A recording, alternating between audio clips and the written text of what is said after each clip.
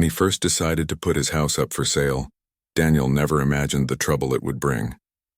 He had lived in that neighborhood for almost 10 years. It was a quiet, tree-lined street, the kind of place where kids rode their bikes in circles and neighbors waved to each other on their way to work. Daniel liked it there, but after years of long hours at the police department and countless nights on duty, he wanted something smaller, something simpler.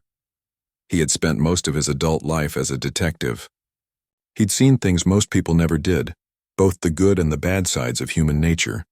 But when he came home, he liked to leave that part of his world behind. His street was his calm space, a little bubble of peace. He mowed his lawn, chatted with his next-door neighbor, and occasionally helped someone fix a leaky faucet. People respected him, even if they didn't know the details of what he did for a living. The for sale sign went up one sunny morning in early May. Daniel had cleaned the front porch, trimmed the hedges, and even repainted the mailbox. He figured it would take a few weeks to attract serious buyers. What he didn't expect was that the sign itself would cause a problem. By the afternoon, a woman in her late 50s showed up at his front gate. She was tall, with a neat bob haircut, a clipboard in her hand, and the kind of posture that screamed authority. Daniel had seen her before, walking her small dog in perfectly pressed clothes, always stopping to inspect other people's lawns like a supervisor on patrol. Her name was Karen. She was the president of the Homeowners Association, and everyone in the neighborhood knew she took her role very seriously. She stood at the gate and called out, "Excuse me, Mr. Daniel. We need to talk about that sign of yours." Daniel wiped his hands on a rag. He'd been cleaning his garage and walked over. "Something wrong with it?" he asked politely. Karen frowned. "It's not in compliance with the HOA regulations. You can't just stick any sign you like in your yard. It has to be approved first. The font, the color, the placement, all of it needs to meet the neighborhood standards." Daniel smiled slightly. "It's just a standard real estate sign. Everyone uses the same kind." "Be that as it may," she said, tapping her clipboard. "Rules are rules. You'll need to remove it until it's approved." He nodded slowly. "I'll look into that. Thanks for letting me know." But as she turned and walked away, he couldn't help but notice the satisfaction on her face. It wasn't about the rules, it was about control. Daniel had dealt with people like her before, just not in this kind of setting. In his job, they were usually behind desks or wearing uniforms of their own, finding comfort in enforcing things that gave them a sense of power. He didn't take it personally, though. He figured it was a one-time encounter. But he was wrong. 2 days later, while showing the house to a potential buyer, Daniel noticed Karen again. This time, she was standing on the sidewalk, her arms folded, watching the people who walked in and out of his house. The couple looking at the place noticed her too. They whispered something to each other, smiled awkwardly, and left sooner than expected. That night, Daniel found an envelope taped to his front door. Inside was a formal notice from the HOA, claiming that his open house activity was disturbing the neighborhood. It said that too many cars had been parked on the street, and the unapproved visitors were lowering the community's standard of appearance. Daniel sighed and set the letter on the kitchen table. It was ridiculous, but he knew better than to react emotionally. He'd been in too many situations where keeping calm mattered. Still, it irritated him, not because of the letter itself, but because it reminded him of how some people, given a little bit of authority, used it to make others miserable. The next morning, he saw Karen again. She was taking photos of his driveway, his parked car, and even the mailbox. He opened his front door and said, "Morning, Karen. Everything okay?" She jumped a little, not expecting him to catch her. "Oh, just documenting," she said quickly. "You've had several vehicles here recently. It's part of our responsibility to ensure no one is running a business from their home." Daniel raised an eyebrow. "A business?" "I'm selling my house." "Well," she said, adjusting her sunglasses. "We've had issues before. People saying they're just selling but then renting out to who knows what kind of tenants. We like to keep things stable here." He could hear the unspoken message in her tone. She wasn't really worried about rules. She was worried about control and appearances. He didn't answer her. He just gave a short nod and went back inside. But that wasn't the end of it. Over the next week, Karen's presence became constant. She walked her dog past his house at least 4 times a day. Sometimes she stopped to talk to other neighbors, gesturing toward Daniel's home as if discussing something serious. Once Daniel caught her crouched near his garden, pretending to pick up after her dog but clearly looking for something to complain about. By the weekend, Daniel received another letter, this one claiming his garage sale violated HOA regulations. He hadn't even held a proper sale. He just put a few boxes of old tools and furniture in the driveway for anyone interested, trying to clear things out before the move. The letter accused him of creating an unsightly environment and attracting unregistered traffic. It was signed, of course, by Karen. Daniel sat down at his dining table, reading the letter slowly. He couldn't help but shake his head. He'd dealt with far more complex problems in his life, cases involving real criminals, stolen identities, and violent incidents. Yet somehow this felt like a different kind of test. He thought about calling her, trying to reason things out. But he already knew how that would go. People like Karen didn't want understanding. They wanted control. So instead, he decided to do something else. He'd observe. He'd do what he did best, pay attention. That evening, as the sun dipped low and shadows stretched across the street, Daniel sat on his porch with a cup of coffee. From there, he could see most of the road and a few driveways down. Karen came out a little after 7, wearing her usual neat jacket and holding her phone like a weapon. She paused near his mailbox again, snapping another picture. It wasn't hard for Daniel to recognize patterns. After all, pattern recognition had been part of his job for over 2 decades. He noticed the same sequence each evening. She'd come out, walk 1 block, glance at certain houses, then linger near his driveway. It wasn't random.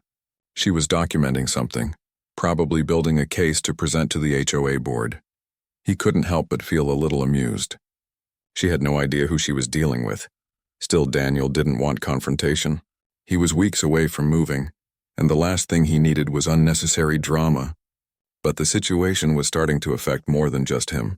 A few neighbors began avoiding eye contact, probably worried about being caught in the middle. One elderly couple even whispered that Karen had warned them about strangers visiting Daniel's property. It made him sad. He'd always believed in good neighbors looking out for one another, not turning against each other over petty rules. One afternoon, while showing the house to another interested couple, Daniel overheard Karen speaking loudly near the sidewalk. She was on her phone saying something like, "Yes, I've already filed the report. These constant visitors are becoming a safety concern. I don't know who these people are." The couple, noticing her tone, grew visibly uncomfortable. They left soon after, apologizing and saying they'd think about it. Daniel closed the door behind them and exhaled slowly. That was enough. He didn't want to fight, but he also couldn't let her scare away buyers. That evening, he drafted a polite but firm email to the HOA board. He explained that he was following all procedures related to selling his property, and that any concerns should be addressed formally, not through harassment or intimidation. He attached photos and timestamps of Karen's daily visits, making sure to keep his tone factual and calm. He didn't mention that he was a detective. He never used his job to intimidate or win arguments, but inside, part of him was curious. How far would she push?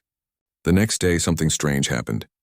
He received a reply from the HOA board secretary, saying they would review the complaint. But within hours of that email, Karen showed up at his door again. "I heard you sent a message to the board," she said, forcing a smile that didn't reach her eyes. "Yes," Daniel replied, standing in the doorway. "I just wanted to make sure everything is handled properly." "Well," she said, tightening her grip on her clipboard, "next time, maybe talk to me first." "Going over my head doesn't make things easier for anyone," he smiled politely. "I think that's how the system is supposed to work, isn't it?" For a second, her composure cracked. Then she straightened up, said something about keeping things civil, and walked away briskly. After she left, Daniel couldn't shake a feeling that there was more to her behavior than simple nosiness. He'd seen nervousness before, in witnesses, in suspects, even in fellow officers hiding mistakes. Karen had that same flicker in her eyes when she talked, as if she were covering something up. That night, when Daniel looked out his window, he saw her SUV parked farther down the street. Its headlights were off, but he could see her silhouette inside, the glow of a phone lighting her face. She sat there for a while, then drove off slowly. He didn't know what she was doing, but he knew one thing for certain. This was no longer about HOA rules. There was something deeper, something odd about her obsession with watching everyone else's business. He made a mental note to keep track of the times she passed by and where she parked, not because he planned to report her, but because his instincts told him something wasn't right. The following morning, a different neighbor, a kind woman from 2 houses down, stopped by while Daniel was cleaning his driveway. "I just wanted to say I'm sorry for all this nonsense," she said quietly. "You're not the first one she's done this to. Last year she tried to fine a family because their kids left chalk drawings on the sidewalk. She just likes control, I guess." Daniel nodded. "Thanks for telling me. I'll be fine." But inside he was already piecing things together. If she'd done this before, there might be a pattern, a trail of complaints, maybe even something the board didn't know about. He didn't plan to dig deep unless he had to, but he was ready if it came to that. As the week ended, Daniel tried to focus on his move. Boxes filled his living room. The real estate agent scheduled another showing and the weather turned warm and quiet. On the surface, life looked normal again, but Daniel knew better. From the way Karen's curtains shifted whenever he stepped outside to the way her SUV slowed down each time it passed his house, he could tell she wasn't done. And though he didn't know it yet, her next move would change everything, not just for him, but for the entire neighborhood, for now. He simply sipped his evening coffee on the porch, letting the calm air settle around him. The detective in him stayed alert, but the man in him still hoped this would all just fade away. The next morning started quietly, the kind of calm that almost feels too perfect. The sun slipped through the blinds, lighting the kitchen where Daniel was pouring himself a cup of coffee. The smell of roasted beans filled the air, and for a moment everything seemed peaceful again. He told himself maybe things would settle down. Maybe Karen would finally move on to some other project. But peace, as Daniel had learned through years on the job, rarely lasted long. Around 10 in the morning, he noticed Karen outside again. She was walking her little dog, clipboard in hand as usual. At first, he thought nothing of it. Then she stopped right in front of his driveway, staring at something on her paper, muttering to herself. After a few seconds, she lifted her phone and started snapping pictures again. His car, the mailbox, even the small patch of grass near the sidewalk. Daniel sighed and leaned against the doorframe. He wasn't angry, not yet, but it was getting absurd. He stepped outside and called out, "Morning again. Need something?" Karen looked up, startled for just a second before regaining her usual composure. "Oh, good morning," she said. "I'm just documenting a few things for the record. You've had a lot of visitors lately, and several cars have been parked along the curb for extended periods. It's part of my duty to ensure everyone follows the neighborhood guidelines." "None of those cars were parked overnight," Daniel said calmly, "and I'm not breaking any rules." "Well," she said, looking back down at her clipboard, "some residents have expressed concern. They say it looks like a constant garage sale or something else." "Something else?" Karen hesitated. "It's just what people are saying. I have to take all reports seriously." Daniel gave a small smile, not out of friendliness but out of disbelief. "Right, of course. Just doing your job." "Exactly," she said, missing the edge in his tone.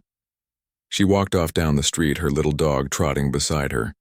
But Daniel noticed how she kept glancing back over her shoulder every few steps. He shook his head, went back inside and sat at the kitchen table. For years he'd handled complex investigations involving people with motives far more dangerous than nosy neighbors. But somehow this felt more frustrating.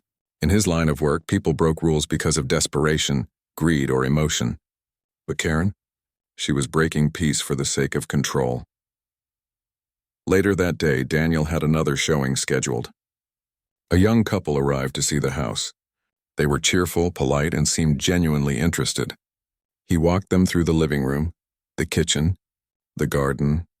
Everything went smoothly until they stepped outside to look at the backyard. That's when Karen appeared again.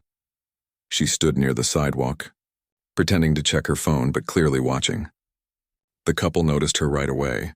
Daniel tried to ignore it and continued explaining how the trees gave perfect shade during summer, but he could feel their focus shift. They whispered to each other quietly and gave polite smiles that didn't reach their eyes. When the tour ended, the woman said softly, "We really like the house, but, is the neighborhood always this strict?" Daniel gave a knowing smile. "You could say there are a few strong personalities." They thanked him and left, saying they'd think about it. As their car drove off, Daniel saw Karen lower her phone. She'd been filming. That evening, Daniel sat in his living room staring at the empty space where the couple had stood hours earlier. He felt a slow burn of frustration building inside.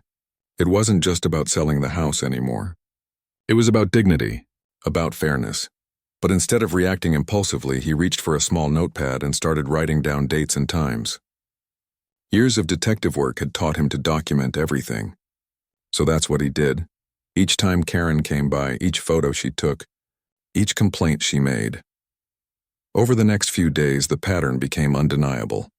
Monday, 8:15 a.m., Karen stops by with dog, takes photo of driveway. Tuesday, 10:40 a.m., Karen parks SUV down the street for 10 minutes.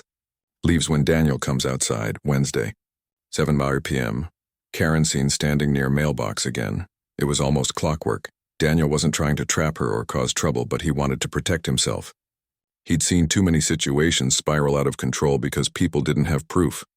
Then, on Thursday afternoon, he came home to find a folded letter wedged under his front doormat.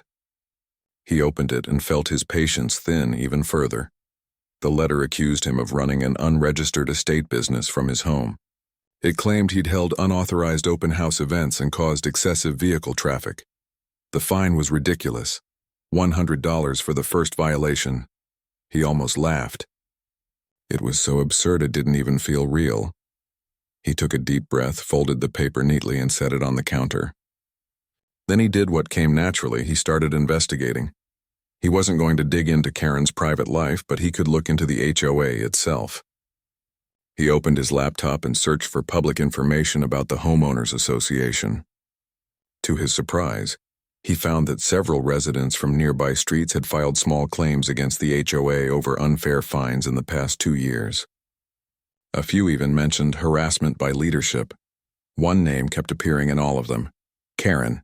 It painted a clear picture. She had been doing this for a long time, pushing boundaries, intimidating homeowners, and overstepping her authority. Daniel leaned back in his chair, tapping his pen against the desk. He wasn't angry anymore. He was curious. People like Karen often had something driving them, something beneath the surface. That night, he noticed her SUV parked again a few houses down, lights off, just sitting there. The street was quiet except for the chirping of crickets. Daniel stood behind his curtain, watching for a moment. He could see her head bent down, the glow of her phone lighting her face. He made another note in his pad. Thursday, 8:35 p.m., Karen parked for 15 minutes. Phone visible, no dog. The next morning, as he was watering his plants, his neighbor from across the street, a friendly older man named Henry, waved and walked over. "Morning, Daniel," he said. "I heard about the letter she gave you. You're not the first, you know." Daniel nodded. "Seems like it." Henry looked around before lowering his voice. "A couple months ago, she tried to fine me for having my son's truck parked in the driveway. Said it was commercial. He's a mechanic. I told her it was his personal car, but she didn't listen. She fined me anyway." "What did you do?" Daniel asked. "I refused to pay. Ended up taking it to the HOA board, and they reversed it. But she didn't like that. Ever since then, she's been cold to me." Daniel wasn't surprised. "She seems to hold grudges." Henry nodded. "Yeah, and she's got friends on that board too. You cross her once, she'll make it her mission." Daniel thanked him for sharing. As Henry walked away, Daniel stood there thinking. This wasn't just a personality issue. It was a pattern of behavior that affected several people. Later that day, while cleaning his garage, Daniel saw Karen's SUV again. She pulled up slowly, rolled down her window, and called out, "Mr. Daniel, can I speak to you for a moment?" He walked over, wiping his hands. "Sure, what's going on?" "I've received some concerns from residents about unusual activity around your property at night," she said, her voice firm but slightly nervous. "Unusual activity?" "Yes. Cars driving by slowly, lights on late, things like that. I just wanted to remind you that quiet hours are after 10. Daniel leaned against the edge of the garage. "Funny because one of those cars is yours." Her expression froze. "Excuse me? I've seen your SUV parked on this street a few nights now. No lights on. No dog with you." She blinked, caught off guard. "Oh, that must be a misunderstanding. I often check the area after hours, make sure everything's in order." "Ah," Daniel said slowly. "A night patrol." "Yes." she said quickly, adjusting her seatbelt. Just part of maintaining community safety. He smiled politely. That's very dedicated of you, Karen forced a laugh. Well, someone has to keep things running properly. She drove off before he could say another word. Daniel stood there for a long moment, watching the SUV disappear down the street. He didn't need to be a detective to know she was lying. That night, he checked the small security camera he had installed above his garage. Sure enough, it had captured Karen's SUV passing by at least 3 times between 9 and 10 o'clock. He saved the clips not because he planned to use them, but because he knew it might come in handy if things got worse. And they did. A few days later, he received another notice. This one accused him of creating a disturbance by hosting frequent visitors. It warned that a second fine would follow if he didn't cease disruptive behavior. He wasn't even angry anymore, just tired. But he also knew how to handle bullies. That evening, Daniel drafted another email to the HOA board, attaching short video clips showing Karen's repeated visits, her vehicle stopping near his home, and her photographing his property. His message was calm and professional. He asked for a meeting with the board to discuss ongoing harassment and misuse of authority. He didn't send it right away. He wanted to give her one last chance to stop. The next morning, he went for a walk around the block, something he hadn't done in a while. The neighbors smiled politely, but he could tell they were cautious. People in small communities always knew when tension was brewing. When he reached the corner, he noticed Karen again, standing by her SUV, talking on her phone. Her voice was low, but he caught fragments of the conversation. He's being difficult. Yes, I've documented everything. I don't care what he says, I'll get the fine approved. Daniel didn't say anything. He just kept walking. But now there was no doubt left. That evening, he sent the email. The next 2 days were quiet. Karen didn't pass by, didn't call, didn't leave letters. The street felt strangely peaceful. Daniel even started to think it was over. Then on the 3rd night, while sitting on his porch, he noticed her SUV again. But this time it wasn't just parked. The headlights were off, but the engine was running. A few minutes later, it drove off quickly, turning at the corner. Something about it felt off, not like her usual rounds. The next morning, a neighbor mentioned that someone's package had gone missing from their porch overnight. Daniel's detective instinct stirred. He didn't want to jump to conclusions, but a thought flickered in his mind that he couldn't ignore. He opened his notepad, flipped to a new page, and wrote, "Possible link, Karen's vehicle, late-night presence, missing package." He didn't know what it meant yet, but he was starting to sense that Karen's obsession with order might be hiding something much darker underneath. And Daniel was patient. He knew how to wait. He knew that when people tried too hard to control others, they often did it to distract from what they didn't want anyone to see. He just didn't realize that the next discovery would change everything, not just for him, but for the whole neighborhood that had been quietly living under Karen's watchful eye. The morning after the missing package, Daniel couldn't shake the uneasy feeling sitting in his chest. He had seen too many coincidences in his career to believe in them blindly. Things usually connected if you paid enough attention, and in this case there was a pattern staring right at him. He sat at his dining table sipping coffee while flipping through his notepad. The page where he had written, "Possible link, Karen's vehicle, late-night presence, missing package," looked almost too obvious now. He didn't want to accuse anyone without proof, but something told him this was more than neighborly watchfulness. The next few days, Daniel decided to keep things normal. He went about his day as usual, packing boxes, meeting with his realtor, and doing his best to stay polite when he passed Karen on the street. She hadn't approached him since his last email to the HOA, and for a while he hoped she might finally back off. But then one evening, another neighbor stopped by. Her name was Linda, a kind woman who lived at the end of the block. She looked uneasy, glancing over her shoulder before speaking. "I just wanted to ask if you've had any strange deliveries lately," she said quietly. "Strange how?" Daniel asked. "Well," she said, holding out her phone, "I ordered a few things online last week. They said they were delivered, but they never showed up. I checked with a couple of other people on our street, and it's happened to them too. Packages disappearing." Daniel felt a small chill run through him. "When did this start?" "Maybe a month ago, but it's gotten worse this week." He nodded slowly. Have you reported it? Linda shook her head. I didn't want to make a big deal. You know how the HOA is. I figured they'd say it's my fault for not having a camera. Daniel gave a reassuring smile. You did the right thing telling me. Don't worry, I'll look into it. As she walked back home, Daniel leaned against the doorframe thinking. He didn't want to jump to conclusions, but the timing was too perfect to ignore. Karen's nightly patrols, her sudden defensiveness, and now missing deliveries. That night, he decided to check his own camera footage more carefully. His security system had a motion detector that recorded whenever something moved near his driveway or mailbox. He scrolled through the last week's clips until something caught his eye. It was blurry, taken around 9:45 p.m. 2 nights ago. A dark SUV slowed down near his neighbor's house across the street. The headlights dimmed and a figure stepped out briefly, disappearing toward the porch before returning a few seconds later with something small in hand. Daniel paused the footage and leaned closer.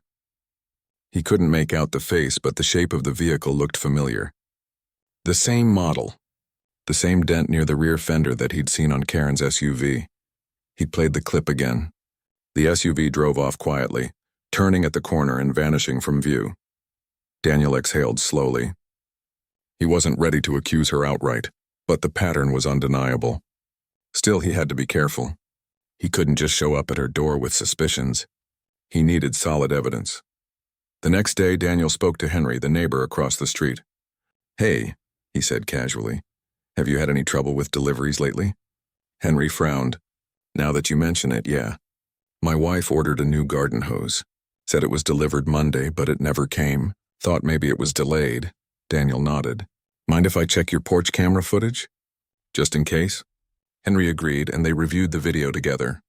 Around the same time as Daniel's footage, 9:45 p.m., the same SUV appeared again. This time, the image was clearer. It parked under a streetlight for a moment, and even though the plate wasn't visible, the make, model, and color matched perfectly. Henry looked uneasy. That's the same kind of car Karen drives, isn't it? Daniel didn't answer right away. It looks similar, he said finally. But let's not jump ahead. Let me handle this quietly. He transferred a copy of the clip to a small flash drive and slipped it into his pocket. He didn't want to involve anyone else yet. If this turned out to be what he suspected, it needed to be handled properly.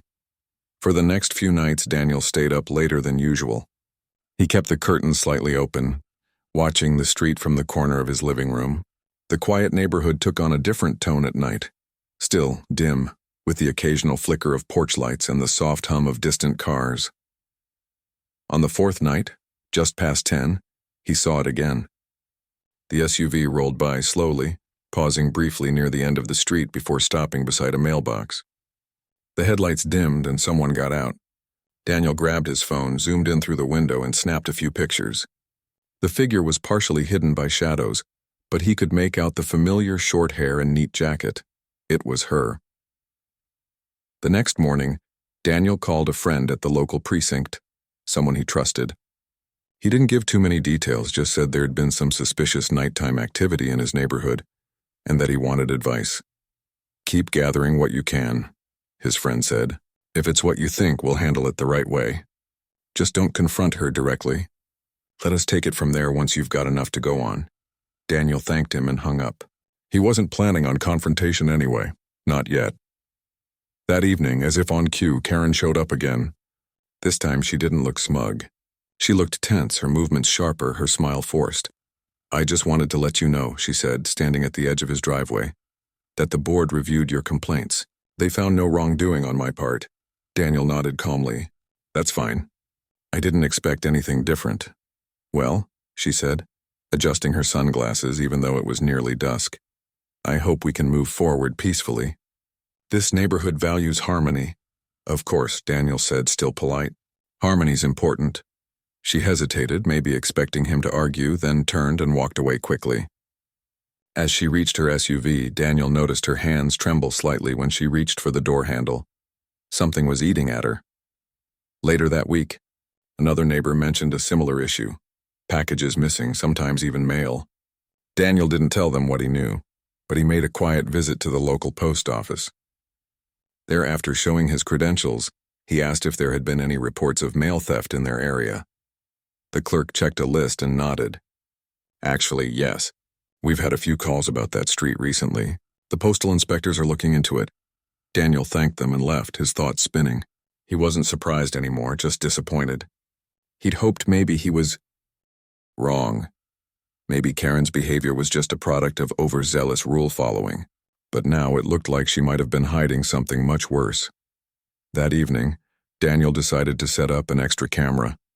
He placed it low near the bushes, aimed directly at the sidewalk and street.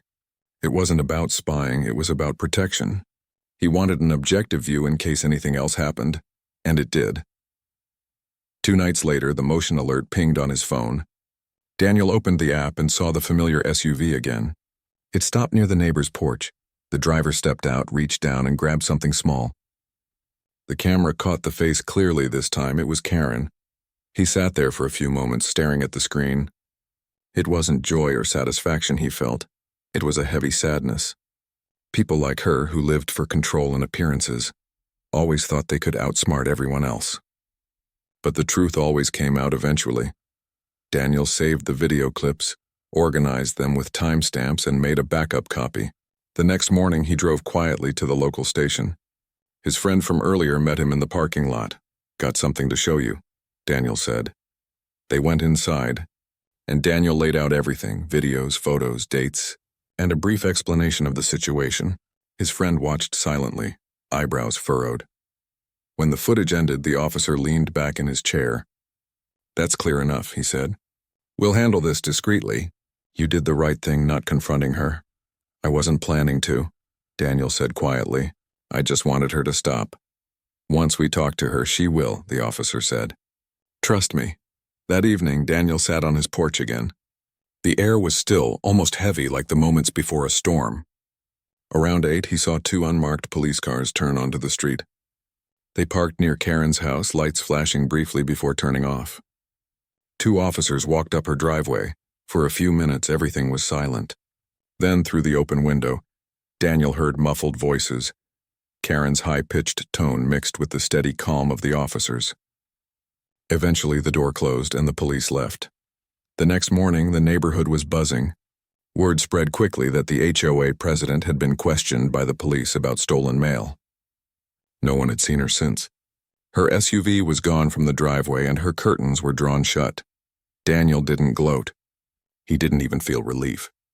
He just felt a quiet kind of closure, not because someone got caught, but because truth had finally surfaced. A few days later, one of the officers called him. "She admitted to taking a few packages," the officer said. "Nothing major, mostly small things left on porches. She said she thought they were unclaimed or suspicious items. But with your footage and the other complaints, she won't be continuing in her position." Daniel thanked him, though the words felt heavy. He wasn't happy about it. He just wished it hadn't gone that far. That weekend, the HOA sent out an official notice. Due to unforeseen circumstances, Karen Douglas will be stepping down as HOA president effective immediately. The tone was formal, emotionless, but everyone on the street knew what it really meant. For the first time in weeks, the neighborhood felt light again. People smiled, chatted across driveways, even laughed. The tension that had hung in the air for so long seemed to disappear overnight. As Daniel packed the last few boxes into the moving truck, several neighbors came by to say goodbye. Linda handed him a small card. "Thank you," she said softly. "You handled all this with so much patience. We all saw what was happening, but none of us knew what to do." Daniel smiled. "Just glad it's peaceful again." As the truck door closed, he looked down the street one last time. The lawns glowed gold under the morning sun. Kids played on bikes again, and there was no sign of Karen's watchful glare. He climbed into his car, took a deep breath, and started the engine. For a man who had spent years solving crimes, this small, quiet neighborhood battle had reminded him of something important, that sometimes the biggest victories aren't about arrests or headlines. Sometimes they're just about restoring peace where it's been missing for too long. And as he drove away, Daniel couldn't help but smile. Justice, in its own quiet way, had found its place right back on that little suburban street. The following week passed more quietly than Daniel had expected. After the police visit, the neighborhood seemed to breathe again, like a pressure had been lifted. For the first time in a long while, He could sit on his porch and drink coffee without feeling like someone was watching him. Karen's house looked different now. The curtains were closed all the time and the driveway sat empty. Her little dog still barked now and then from inside, but there was no sign of her stepping out for her usual walks. No clipboards, no camera phone, no passing SUV in the evenings. Still, Daniel knew from experience that peace after a storm could be fragile. People like Karen didn't always give up quietly. One evening, just as he was finishing dinner, Daniel's phone buzzed. It was an unknown number. "Hello?" he answered. There was a pause, then a familiar voice. "It's Karen." Daniel blinked, surprised. "How did you get my number?" "I have the neighborhood contact list," she said flatly. "I wanted to talk." He stayed quiet for a second. "About what?" "About what you did," she said, her voice shaking slightly. "You humiliated me. Everyone's talking about me. You had no right." Daniel took a slow breath. "Karen, I didn't humiliate you. The truth came out because of your own actions." "I made a mistake," she said quickly. "A small one. But you—" She stopped herself. "You're not even part of this community anymore. You're leaving. Why couldn't you just let it go?" "Because it wasn't just about me," Daniel said quietly. "It was about everyone you've been doing this to for years." She didn't reply right away. He could hear her breathing on the other end. Then her tone softened. "You think you know everything because of your job. You think you can read people like a book, but you don't know what I've been through." Daniel frowned slightly. He wasn't angry anymore, just tired. "Then help me understand," he said. She gave a short, bitter laugh.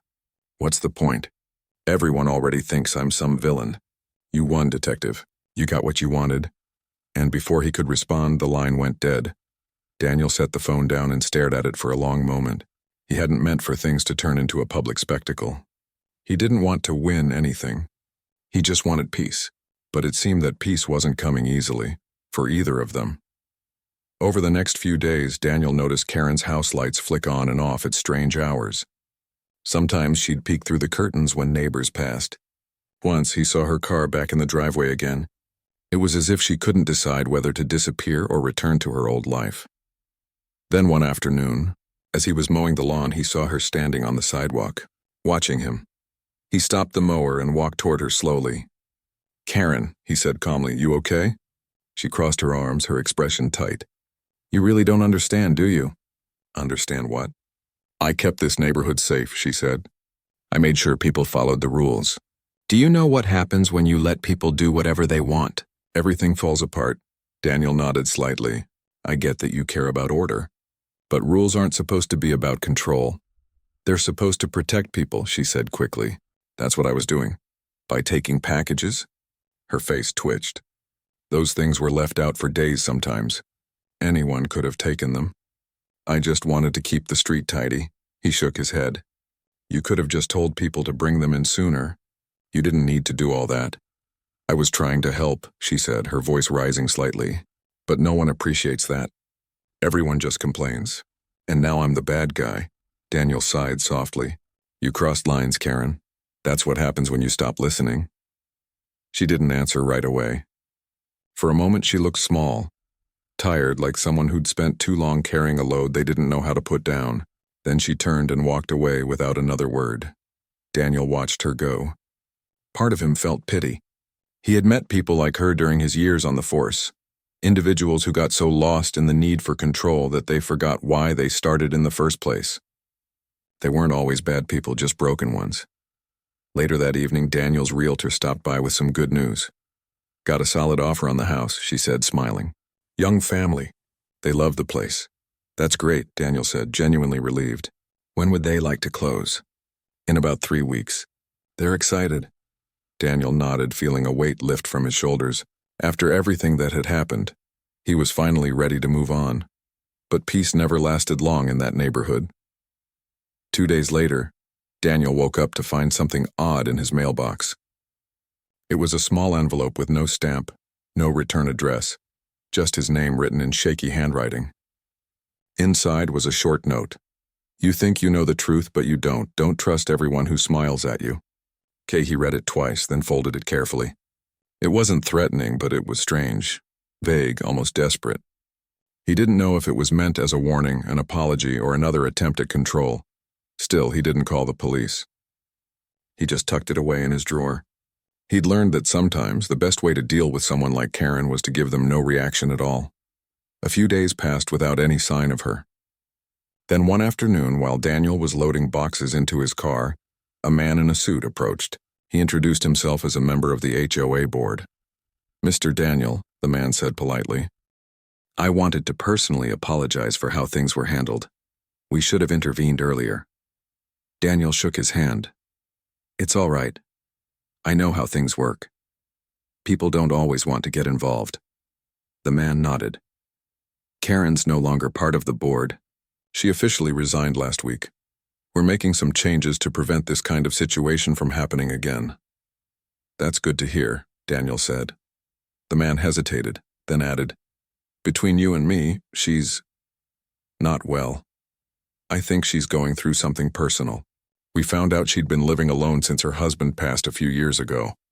After that, she threw herself into the HOA like it was all she had left." Daniel felt a pang of sympathy. It made sense now. The need for control, the obsessive rule-following, the hostility toward anything that disrupted her version of order. She'd been trying to fill a void.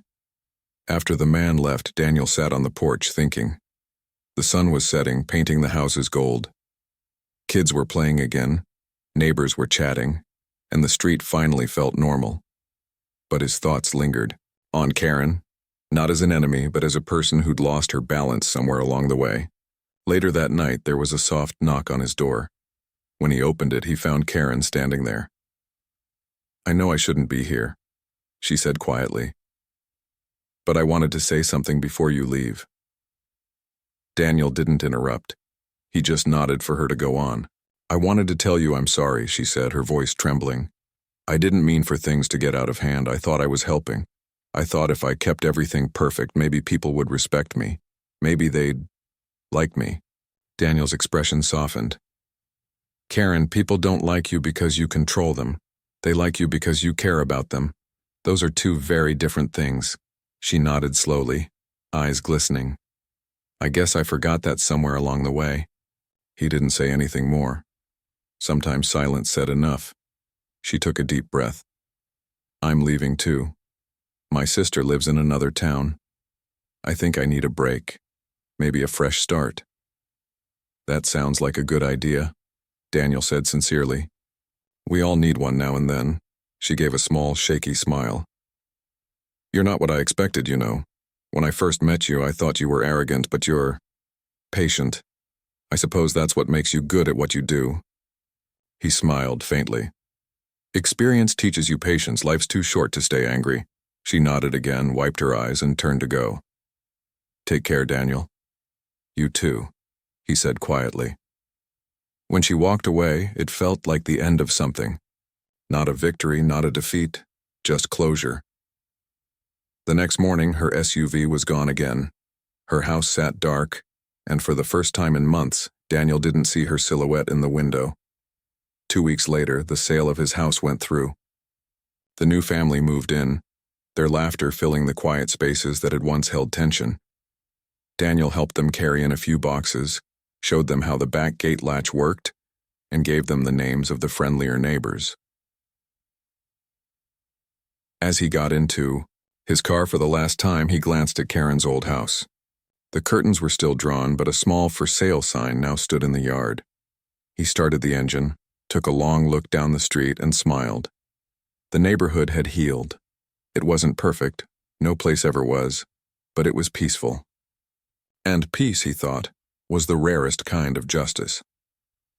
Driving away, Daniel felt lighter than he had in years. He wasn't just leaving a house behind. He was leaving a story that had tested his patience, his understanding, and his empathy. People often thought being a detective was about catching bad guys, but sometimes it was about something deeper, seeing the pain behind people's actions, recognizing when punishment wasn't the only answer. Karen had been difficult, even cruel at times. But she was also human, flawed, lonely, and desperate to matter. And maybe in some strange way, both of them had helped each other. By the time Daniel reached the main road, the street had vanished behind him, hidden by trees and sunlight. He rolled down the window, letting the warm breeze wash over him. He was ready for his next chapter. The sun had just begun to rise when Daniel pulled onto the highway, his old neighborhood slowly fading in the rearview mirror. The sky was painted with soft orange and gold, the kind of morning that promised a fresh start. He felt a strange mix of relief and sadness. For years, that house had been his safe place, his quiet corner after long days solving other people's troubles. But now, as the miles rolled by, it finally felt like time to focus on his own peace.